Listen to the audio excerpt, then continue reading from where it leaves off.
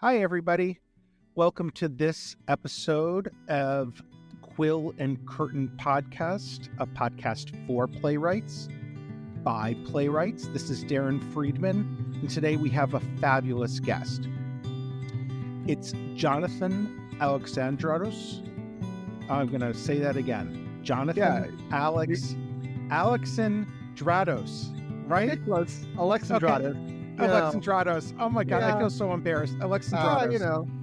It's I'll edit this so I somehow. Oh my God, please forgive me. Jonathan Alexandrados. It's been a long ride from Greece to here. Alexandratos. Yeah. Alexandratos. Yeah, I grew up so embarrassed. Anyway, hey, I grew up in the South, and listen, nobody got it there. It's like everybody's a Smith or a Jones. This is like the worst open of a podcast I've ever done. I love it. Leave it all in. I'll leave it. Jonathan is a New York-based writer focused on playwriting, academic essays, and cultural histories. Their plays have been a part of Pipeline's Play Lab, Nashville Reps Ingram, New York Works Program, Parody Productions Development Award Presentation, and the stages of Peace Productions, and many others. Jonathan has been a part of Fresh Ground Pepper's BRB Retreat and Mission to Dit Mars. The play collection they have edited, Beyond the Binary, is published by Next Stage Press, and you can find it there. You can read other works by Jonathan on Reactor and Toy Collector, and their academic books published by McFarland, and an upcoming one of which is about to impact the fast food toys. So, Jonathan, tell me, how are you? I'm doing very well, thank you. It's an interesting time, both personally, nationally, creatively, all these factors globally. So I feel very invested, very attentive to goings on in life, trying to think about how I can best contribute to all of that, as well as process everything that we're all trying to process these days. So, it's a journey. So tell me, what drew you to playwriting in the beginning, and how did you know it was your path? I was a 15-year-old loser in high school. I was an outcast. I moved to New York City when I was 15. And that meant I came into high school here in my sophomore year, which everybody was kind of clicked up by then. So I didn't have any real social skills, so I didn't really fit in anywhere. And then my first day of school was 9/11. So that also made things a lot worse, because now you're trying to process, all right, what do I do in this new space? And you're trying to process, what is this new space? So that kind of pushed me into my own self for the next 3 years, which is the next 3 years of high school.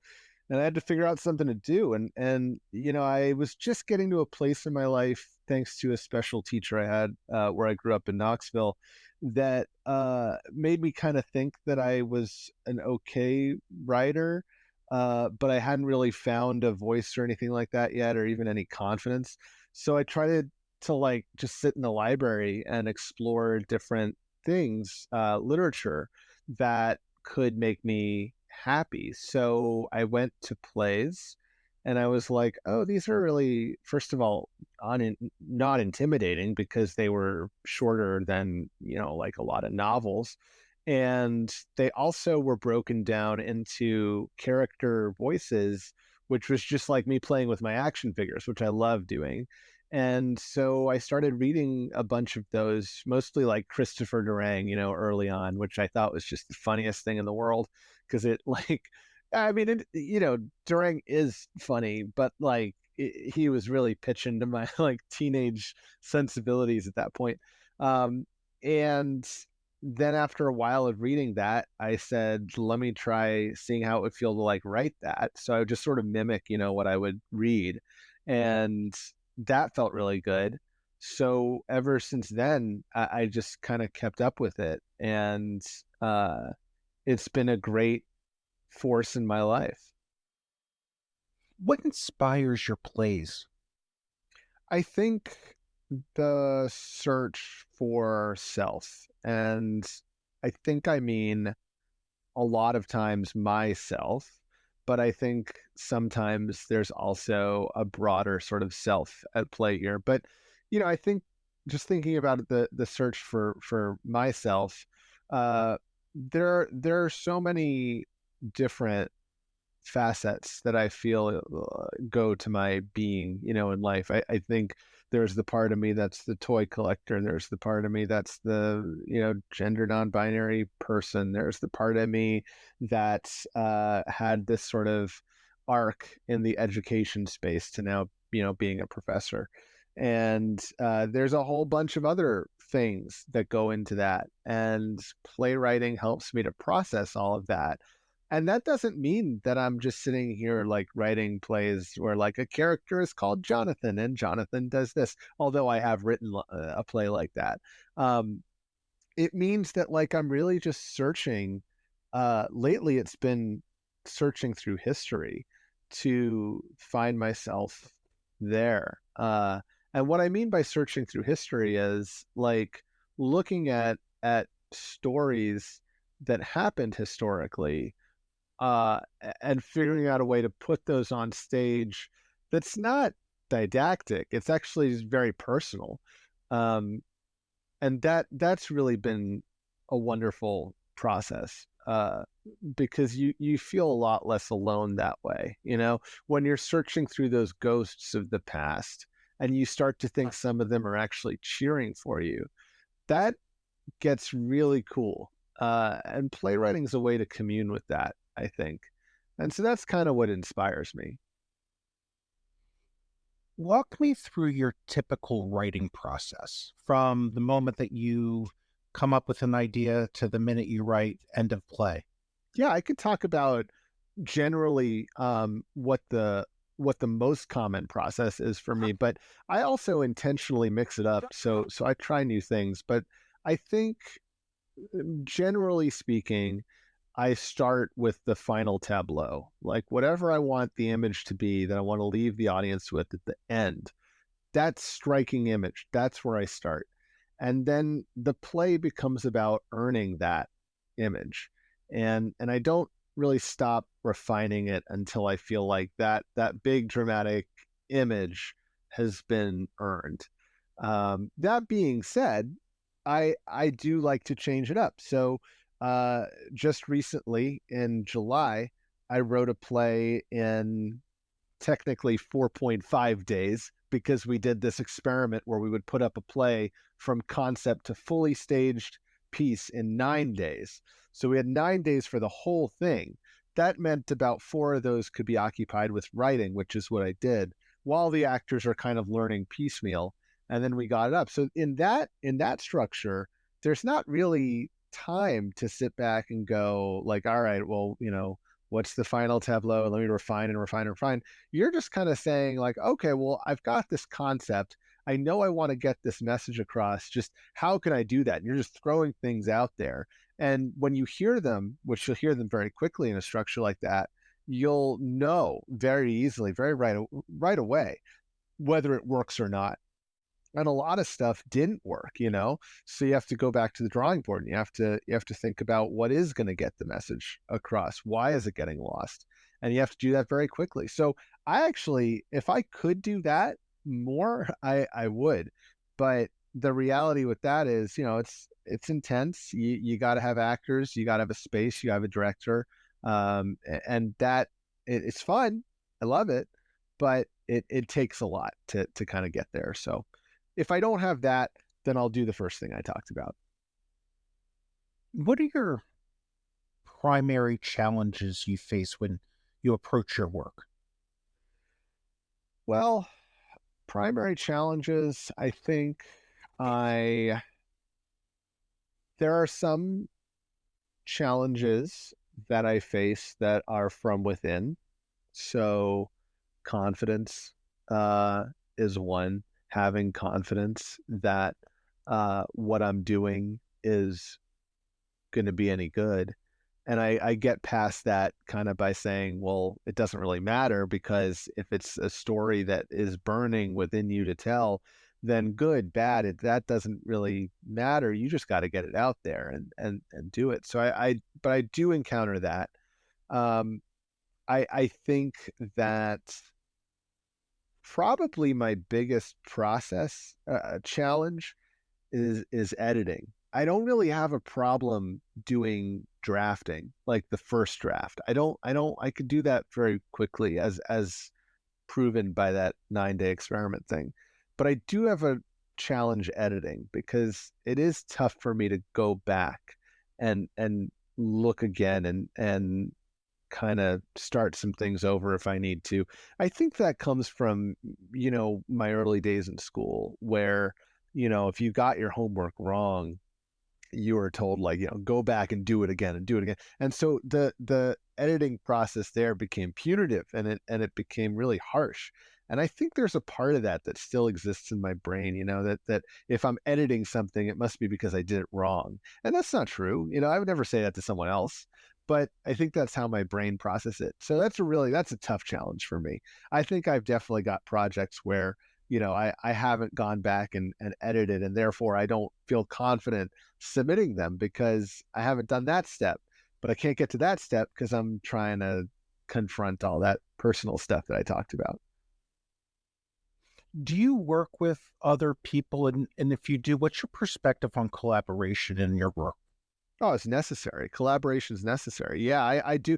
I mean, the whole point, well, I guess I don't want to say the whole point, but a big part of the point of doing theater for me is collaboration and finding community and working within your community. So, like I said, I have come out as non-binary, and that for me has meant getting to work with teams that are all trans and or non-binary folks, and that's been amazing, and that's made me feel less alone. And I'm realizing as we're talking, I come back to that concept of feeling less alone a lot, which makes me think that maybe there is a piece of that that's underlying all of this. Like, you want to be comforted by your characters, but I think even bigger than that, you want to find a community that you feel comforted by and safe within, and everything. And I really value that. So yeah, I mean, there's collaborators, people that I trust, that I work with a lot. Jessica Bashline, director; Mika Kaufman, a director and writer; all sorts of people. Gina Femia, who you had on this podcast, there's someone that I trust so deeply and reach out to often, and they do the same with me, and it's a beautiful thing. I almost wonder if that doesn't matter more sometimes than the final product, because we were doing that 9-day show, and there was some nerves within the team towards the end that, like, oh, I'm not going to remember the lines and this sort of thing. And I'm like, you know what? All we got to show the audience is a group of people that love each other, that support each other, that are willing to back each other up, and that we created that space. That supersedes anything I put on the page. So you ask about collaboration. That's a big piece of the puzzle here. What what is the theme you hope most resonates with your work? I think for me, and this has changed, over the course of my career, but I think that what I go for now thematically, uh, is that catharsis is possible in the smallest of places.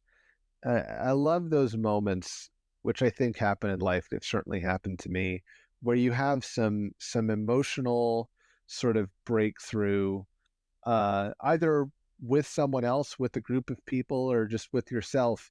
But it happens around just this little tiny thing, a candy bar, uh, an action figure, a piece of clothing, something like that.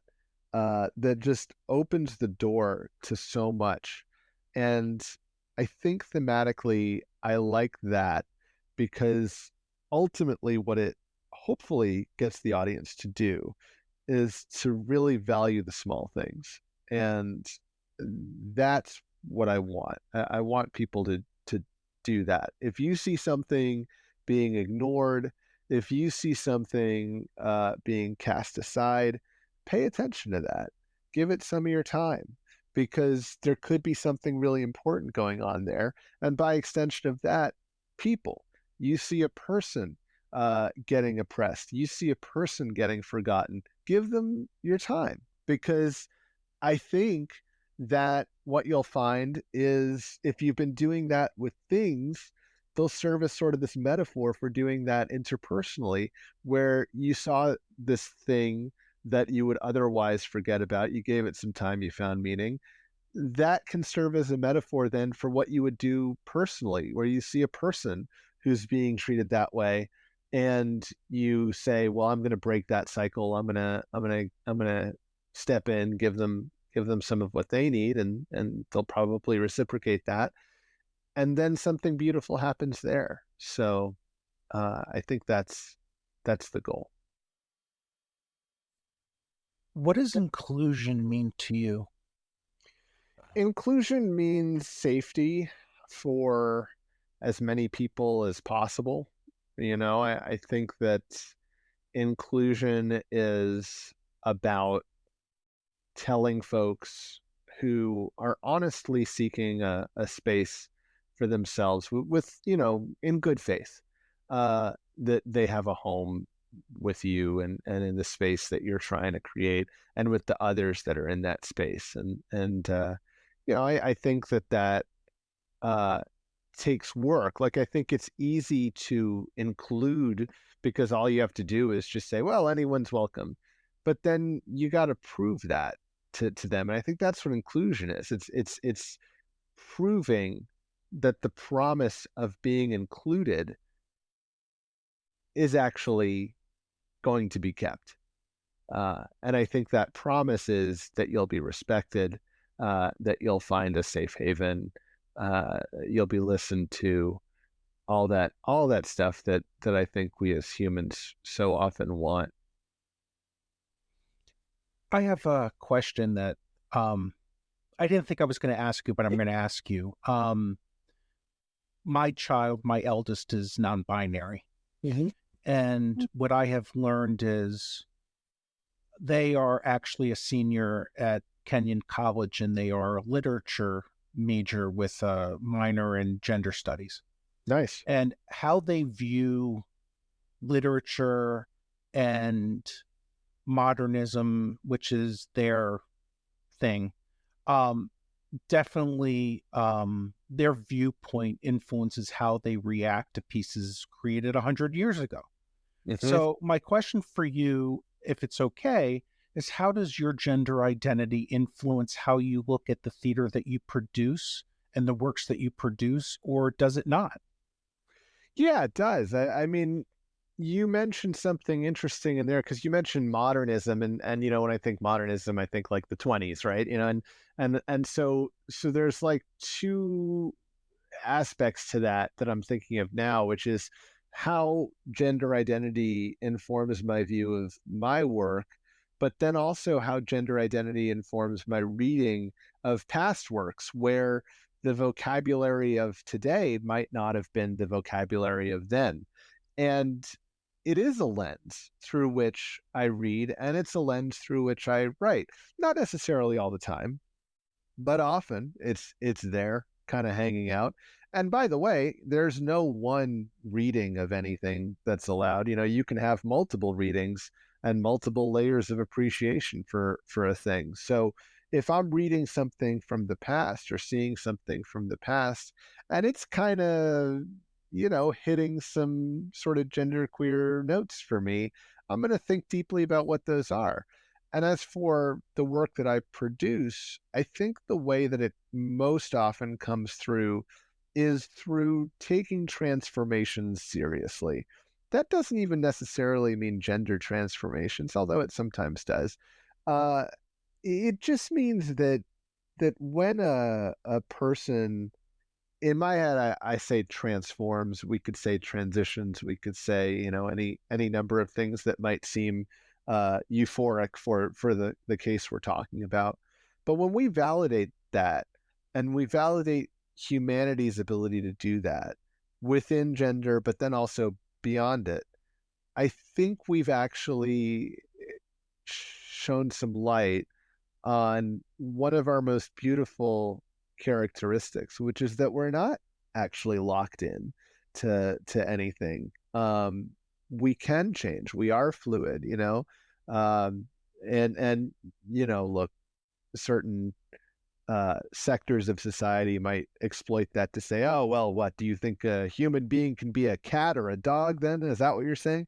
Listen, that's absurd. But what I'm saying is that humanity's transformative potential, I don't think we fully understand it. So sure, you can shout off sort of the absurd, but we all know that.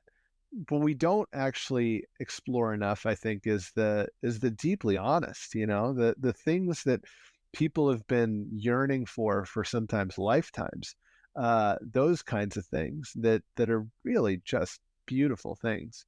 And I just want to hold that sacred. So when you see my work, I think there's that aspect of what I'll call, for the sake of this, transformation, that's really held dear and really held as important. So yeah, I think that's kind of how that identity sort of informs my writing, broadly speaking. What do you do when you feel blocked?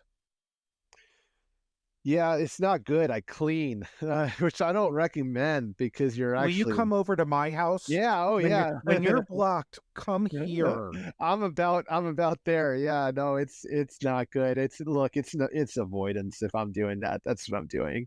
So there has to be a little bit of a reality check if I'm doing that, and say, all right, why am I doing this? Why do I have the vacuum out? What's going on here? And then I'll have to get back to it. But I will say that underneath that, there is something that I think might be useful, which is doing something else does, or at least can, have value when you're blocked. I'm a toy collector, so I'm a big fan of Transformers. So, it's no shock that I just went on that whole riff about transformation in my work. I love Transformers because, on top of everything else, they're a little bit of a stress reliever. So if you're feeling blocked, sometimes I usually have a transformer on my desk. I'll just transform it and play around with that for a little bit, and then kind of go back to what I'm doing. If the block is really serious, sometimes it's helpful for me to read something else, and immerse in that for a little while, kind of clear the plate. Sometimes if I'm blocked, I'll edit. I'll say, okay, maybe this is kind of an editing day. It's not a writing, creative, new stuff day. That can be useful. Yeah, basically, I try to make myself useful in whatever way I can, and sometimes when that goes too far, it's avoidance. But sometimes it actually is helpful, because you're stepping away from it and then coming back.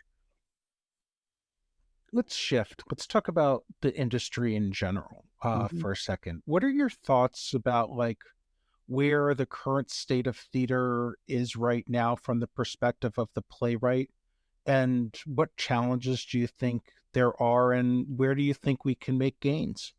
Broadly speaking, I think we're in desperate need of revolution on that side, because the reason I wanted to do that 9-day theater experiment thing is because I wanted to see if it was possible now to shift the model. So the model as we know it, a lot of playwrights know this, is development. And development's great. I'm not knocking development. It is wonderful to have a theater call you up and say, hey, we'd love to give you a year where you can develop this, and at the end of that, we'll do a reading of some or all of it.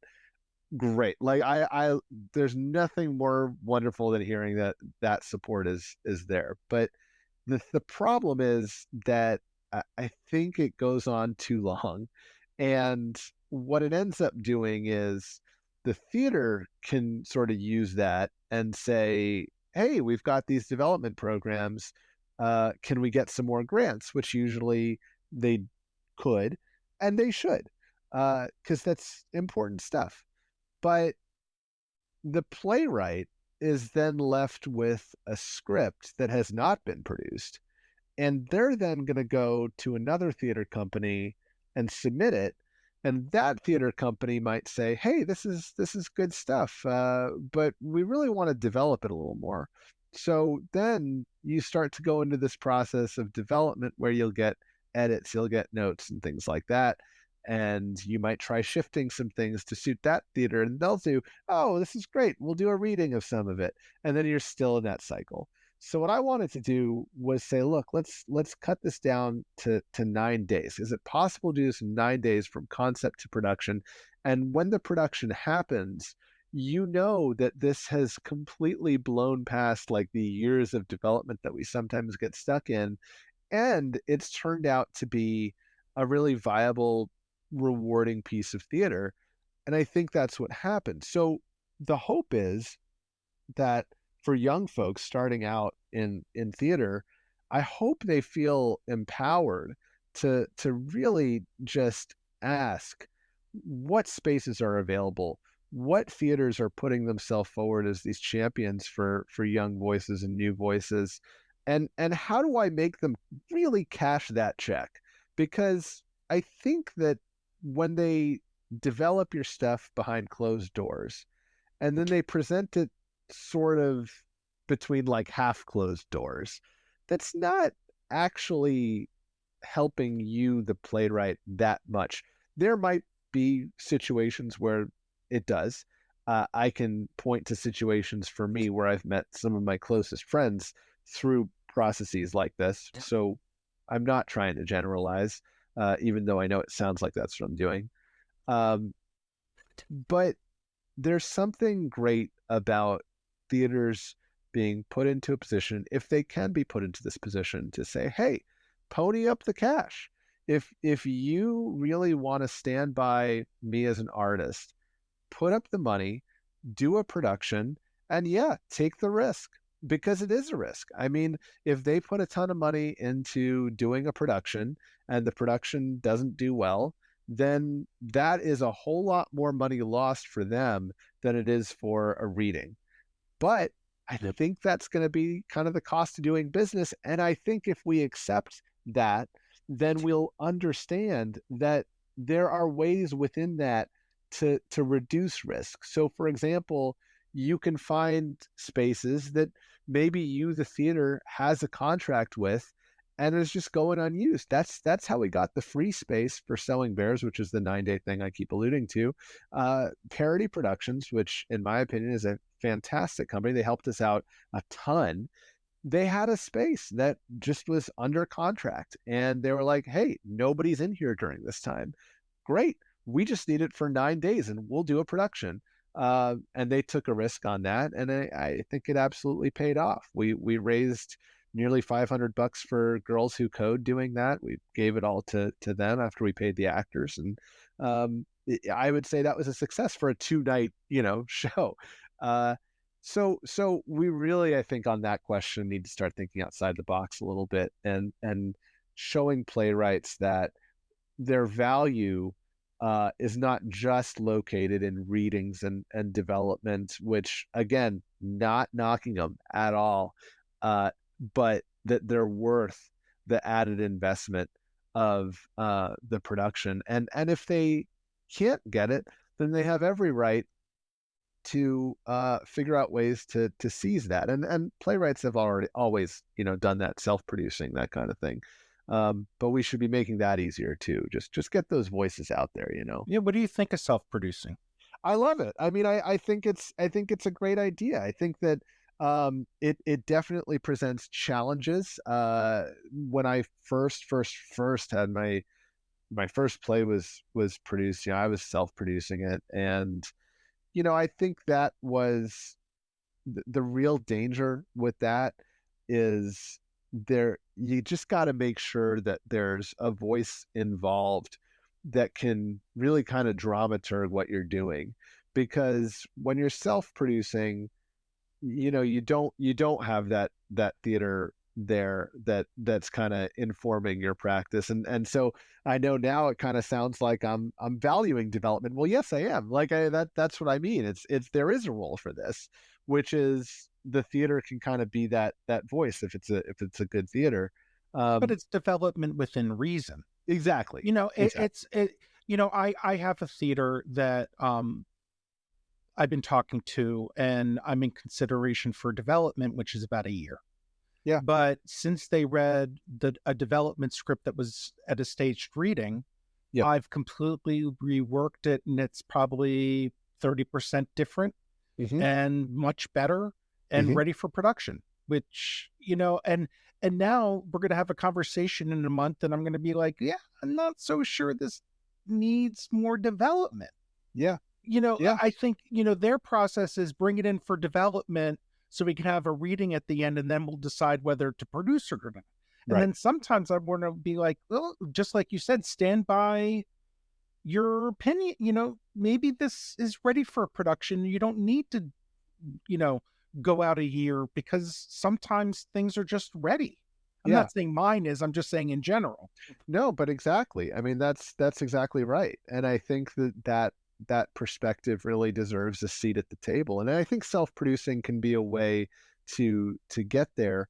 Obviously, then the money issue becomes a thing. That can be tough, which is why I think there has to be more resources transparently out there for playwrights to access, where if a playwright is going, okay, what's my cheapest option for a space? What's a free space I can get tomorrow? There should be a place for them to go to find that stuff. I don't think we should be hiding these kinds of things from folks that are interested in self-producing, because at the end of the day, there are so many spaces that are dark on different nights, or dark for stretches of time, and like, let's use them, let's use them for folks in that position.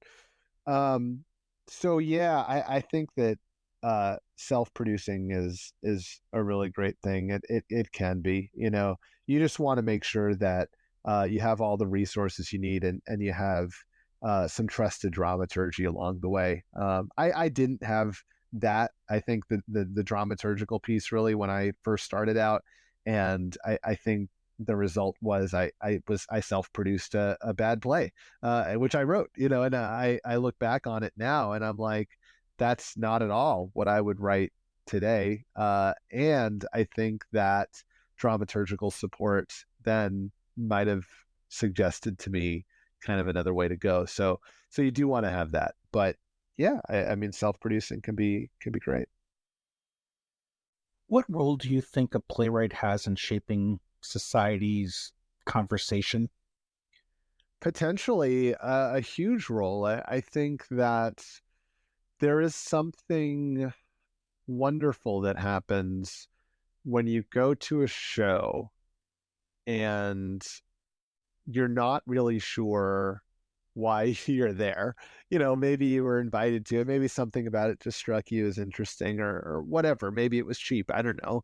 Is in a festival. You decided to show up. And so you haven't really found your footing, but then the show starts, and the first, let's say, joke, if it's a comedy, the first joke happens and everybody is just laughing at once. And so then you start to see yourself less as just an individual at a place, but a piece of a group. And then as the show moves forward, you're all like riding these waves of the show together, so that by the end of it, you feel connected in some way. And that, I think, has massive social power, because when people are united that way, they can act together and are stronger for it. So I think that a playwright's ability to craft a space like that is wonderful. I think it takes a lot of listening, honestly. Like, I think that the playwright often is sort of telegraphing things that are going on around them. That's not to say that they're like verbatim writing down conversations that they've heard at coffee shops or something like that, although maybe. Um, but what they're doing is they're understanding on a deep level the space that people need or want, and they're building that with some intentionality. And there's so many, I mean, so many options, pretty much an infinite range of options that would count for this. But it's a magical thing. There's no scientific way to explain it. I think what happens as the individual transitions into the group through a play. I can't explain what's going on there other than kind of this magical moment. I'm sure a scientist would be like, well, actually, in the brain, this is what it's doing. Okay, fine, but it is something to really behold. What's next for you? Couple of things. I just turned in the sort of final publication draft of that book on fast food toys, so that's coming out. Not a play, but it's something I've been really passionate about. It actually goes back to the whole idea of the small things matter, and there is a chapter in it on immersive theater and the way that fast food chains essentially rip the heart out of it and then appropriate it to sell more toys or meals, depending. But so there's that. I'm currently working on an article that is due very soon for Reactor, which used to be Tor.com, about horror specifically. I mean, Halloween's coming up, so I've been thinking about horror and the ways in which horror is relative in some ways, in many ways. So there's that. I've been working on edits, those slowly, on the play that I produced over the summer in that 9-day play experiment. So I'm going to be submitting that around. I haven't been submitting a ton recently. Like, I've been really just enjoying the writing of it, and just I go through periods like that where it'll be heavy writing and then heavy submitting. And I think right now we're in the writing phase. I also just submitted an application to be a Fulbright scholar in 2025. We'll see how that goes. I did my best. Tough application, but I'm hoping to teach in Vietnam for a semester. They're looking for community college instructors, which I've been for 12 years. So I'm hoping that I might fit the bill for that, and it could give me a brand new experience and exposure to folks I've never met. I think it's exciting when that happens. I welcome that. So hopefully that's also in the future. I guess we'll see. It's out of my hands now, but if it's not, then I'll try again. And I think that's the big stuff. Okay, I asked this question to everybody, and if you need 20 seconds to think about it, it's okay. Okay. What is your favorite rejection story? Favorite rejection story? Your favorite. Okay. That happened to me? Yeah, that happened to you. Okay. All right. Well, because Star Trek has like a pretty epic rejection story, but it didn't happen to me. Let's see. Yeah, I do need a second to think about that. You know what? I do have something here. Because I was actually just talking to Gina about this, who just got back from the it's called Tofta Lake residency. I think I'm pronouncing it correctly. Which they said was fantastic and wonderful. And it absolutely is. I mean, it's one of those places where, playwrights go, and all of them have just said that it's just been life-changing. And this is just everyone I know that's done it. It's one of those places that, like a lot of popular places, you apply to and you'll get rejected because it's popular, rightly so. And I've applied, a few times in the past, though not super recently, but I have, and I've been rejected each time, which is totally fine. This is a positive rejection story. This is a favorite rejection story because the way in which they do it, or at least the way in which it was for me, was so supportive, and really about like, hey, we read your stuff. Here's like some proof that we did that. We're really like supportive of you. We really want to find time and space for you out here, but we just couldn't do it this time. And it felt so personal, and it felt so personal in a good way, and it felt so invested in me that I actually never viewed it as a rejection at all. Like I didn't get to go, but like it's community building. It's like, okay, the outcome of this is, hey, these are folks that took the time to get to know what I sent in. They remember me from my last application, so they're looking at how I grow. Uh, and so I have no doubt that people who go there have these wonderful life-changing experiences because that's how they treat people who they're rejecting. So you can only imagine the sort of empathy and love and care that the folks who go are experiencing. And to be honest with you, like this is sounding like I'm, trying to be like, please accept me next time. But they could, if they want to reject me for the rest of my life, that's fine. Like it's I will always believe in what they do because I've seen the way in which they do these rejections, and it just has so much humanity in it. So that's a favorite rejection story, because the way I take favorite is to mean like, what's one that really made you feel good and kind of positive, and that absolutely is that for me. Jonathan, thank you so much for everything. You've been wonderful. My pleasure.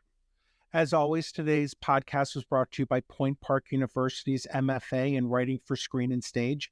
I went there. I hope you can check them out. The link is in the description in the podcast. Thank you so much, Jonathan, and I look forward to, keep talking. Yeah, likewise. Take care. You too.